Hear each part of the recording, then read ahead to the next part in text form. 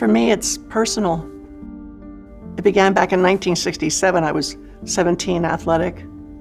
One summer day, I went swimming in the bay with my sister. I swam out to this raft anchored a few yards offshore, took a reckless dive into shallow water. I knew then my life had changed forever. My doctor said, "Johnny, you're going to be paralyzed for the rest of your life, without use of your hands, your legs." And I said, "God, I can't live like this. I won't live like this." Because I couldn't hold razors or push pills down my throat, I knew I couldn't end my life physically, so I was tempted to end my life emotionally, mentally, spiritually. I wanted to just lay in bed, tell my mother to turn off the lights and shut the door.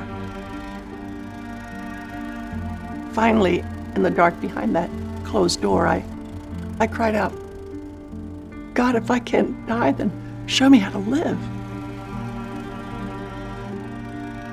Thankfully, God put Christian friends in my life who opened the Bible and showed me that God permits what he hates to accomplish that which he loves. He permits awful things like paralysis to bring forth Christ in me, the hope of glory. My Christian friends helped me find purpose in that, and I learned to give thanks, even in the little things. And with each bit of obedience, my faith grows, my perspective widens, the world gets bigger, and eventually I wheeled out of that dark bedroom and began to embrace life. I discovered there's a world of other disabled people in dark bedrooms who, like me, need to embrace life and know God. I started writing about this and speaking, and before I knew it, my message gave birth to Johnny and Friends.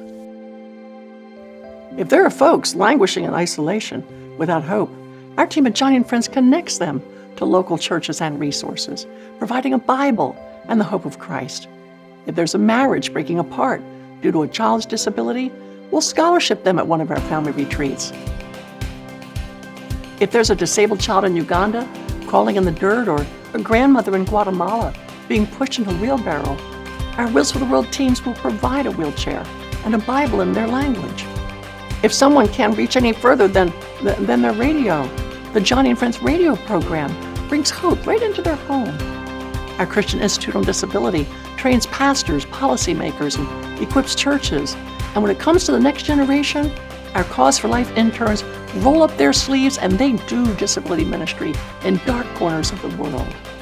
My husband Ken and I are joined by an amazing team at Johnny and Friends, whether at our headquarters in Southern California, our area ministry teams around the country, or our network of partners and volunteers all across the globe.